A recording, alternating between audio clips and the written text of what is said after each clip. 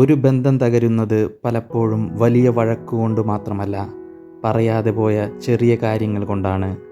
നമ്മളെ ഏറ്റവും കൂടുതൽ സ്നേഹിക്കുന്ന ഒരാളോട് തന്നെയാണ് ചിലപ്പോൾ ഏറ്റവും കൂടുതൽ ദേഷ്യപ്പെടുന്നത്. കാരണം അവരിൽ നിന്ന് നമ്മൾ പ്രതീക്ഷിക്കുന്നതും കൂടുതലാണ്. ഒരു മെസ്സേജിന് റിപ്ലൈ കിട്ടിയില്ല, ഒരു വാക്ക് തെറ്റായി പറഞ്ഞു, നമ്മളെ മനസ്സിലാക്കിയില്ലെന്ന് തോന്നി, പഴയൊരു വിഷയം വീണ്ടും ഓർമ്മ വന്നു. അങ്ങനെ ചെറിയ കാര്യങ്ങൾ വലിയ വഴക്കായി മാറുന്നു. പക്ഷേ ഇവിടെ ഒരു പ്രധാന ചോദ്യമുണ്ട്. പ്രശ്നം യഥാർത്ഥത്തിൽ ആ ഒരു ചെറിയ കാര്യമാണോ, അതോ ഏറെക്കാലമായി മനസ്സിൽ കിടക്കുന്ന മറ്റെന്തെങ്കിലും കാര്യമാണോ? ഇന്ന് ഈ വീഡിയോയിൽ നമ്മൾ സംസാരിക്കുന്നത് ബന്ധത്തിലെ പ്രശ്നങ്ങൾ എങ്ങനെ തിരിച്ചറിയാം, വഴക്കുകൾ എങ്ങനെ കുറയ്ക്കാം, പരസ്പരം എങ്ങനെ മനസ്സിലാക്കാം, തകർന്നുകൊണ്ടിരിക്കുന്ന ഒരു ബന്ധത്തെ വീണ്ടും എങ്ങനെ ശക്തമാക്കാം എന്നതിനെക്കുറിച്ചാണ്. വീഡിയോ അവസാനം വരെ കാണൂ, കാരണം അവസാനത്തെ ഒരു കാര്യം പല ബന്ധങ്ങളിലും ഏറ്റവും പ്രധാനപ്പെട്ടതാണ്. So once again welcome back to my channel Golden Thoughts. ആദ്യം നമ്മൾ മനസ്സിലാക്കേണ്ടത് പ്രശ്നം വ്യക്തിയല്ല, പ്രശ്നമാണ്. ഒരു ബന്ധത്തിൽ പ്രശ്നങ്ങൾ ഉണ്ടാകുമ്പോൾ നമ്മൾ പലപ്പോഴും പറയുന്നത്, നീയാണ് പ്രശ്നം, നിനക്കെന്നെ മനസ്സിലാകില്ല, നീ എപ്പോഴും ഇങ്ങനെയാണ്, നിനക്കൊരു മാറ്റവുമില്ല. ഇത്തരം വാക്കുകൾ ഉപയോഗിക്കുമ്പോൾ മറ്റൊരാൾ എന്തു ചെയ്യും? അവർ സ്വയം പ്രതിരോധിക്കാൻ തുടങ്ങും. അപ്പോൾ പ്രശ്നം പരിഹരിക്കുന്നതിന് പകരം ആരാണ് ശരി, ആരാണ് തെറ്റ് എന്നൊരു മത്സരം തുടങ്ങും. അതുകൊണ്ട് ഒരു പ്രശ്നം ബന്ധങ്ങളിൽ വരുമ്പോൾ നീ എന്തുകൊണ്ടാണ് ഇങ്ങനെ എന്ന് ചോദിക്കുന്നതിന് പകരം നമ്മുടെ ഇടയിൽ ഇപ്പോഴുള്ള പ്രശ്നത്തിൻ്റെ കാരണം എന്താണെന്ന് ചോദിക്കുക. ഇത് വളരെ ചെറിയൊരു മാറ്റമാണ്, പക്ഷേ ഒരു ബന്ധത്തിലെ സംഭാഷണത്തിൻ്റെ ദിശ തന്നെ മാറ്റാൻ ഇതിന് കഴിയും. രണ്ടാമതായി പറയുന്നത്, കോപത്തിൽ സംസാരിക്കരുത്. ഒരു വലിയ വഴക്കിൻ്റെ സമയത്ത് നമ്മൾ പറയുന്ന വാക്കുകളിൽ പലതും പിന്നീട് നമ്മൾ തന്നെ റിഗ്രറ്റ് ചെയ്യും. കാരണം കോപമുള്ള സമയത്ത് നമ്മൾ പ്രശ്നം പരിഹരിക്കാൻ വേണ്ടിയല്ല സംസാരിക്കുന്നത്, നമ്മളെ സ്വയം വിജയിപ്പിക്കാൻ വേണ്ടിയാണ് സംസാരിക്കുന്നത്. അപ്പോൾ പഴയ കാര്യങ്ങൾ പുറത്തു വരും. അന്ന് നീ അങ്ങനെ ചെയ്തില്ലേ, കഴിഞ്ഞ വർഷവും ഇതുതന്നെയായിരുന്നു, നിന്റെ കുടുംബം ഇങ്ങനെയാണ്, ഇങ്ങനെ വിഷയം മാറിക്കൊണ്ടിരിക്കും.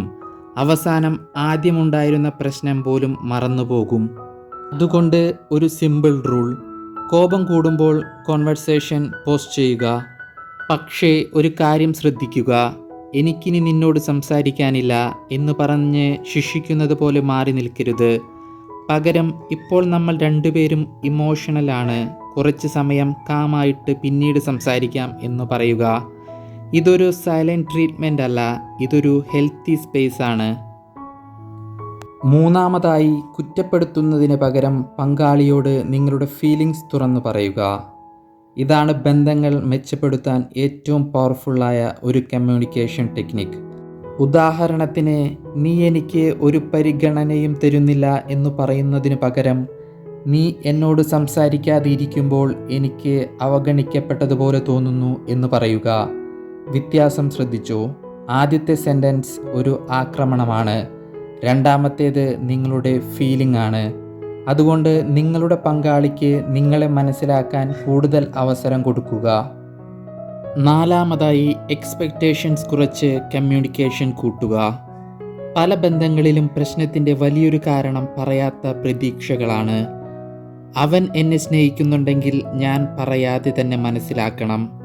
അവൾക്കെന്നെ അറിയാമെങ്കിൽ ഞാൻ എന്താണ് ആഗ്രഹിക്കുന്നതെന്ന് അവൾക്ക് മനസ്സിലാകും.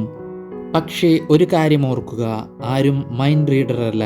നിങ്ങൾക്ക് എന്താണ് ആവശ്യമെന്ന് വ്യക്തമായി പറയണം. നാളെ പുറത്തു നിന്ന് ഡിന്നർ കഴിക്കാം, സിനിമയ്ക്ക് പോകാം, നാളെ എന്നോട് കൂടി ആയിരിക്കുമോ എന്നിങ്ങനെ മനസ്സിലുള്ളത് വ്യക്തമായി പറയുക. ഓർക്കുക, ഒരു ബന്ധം എപ്പോഴും പെർഫെക്റ്റ് ആയിരിക്കില്ല. രണ്ടുപേരും ഒരേ രീതിയിൽ ഒരിക്കലും ചിന്തിക്കണമെന്നില്ല.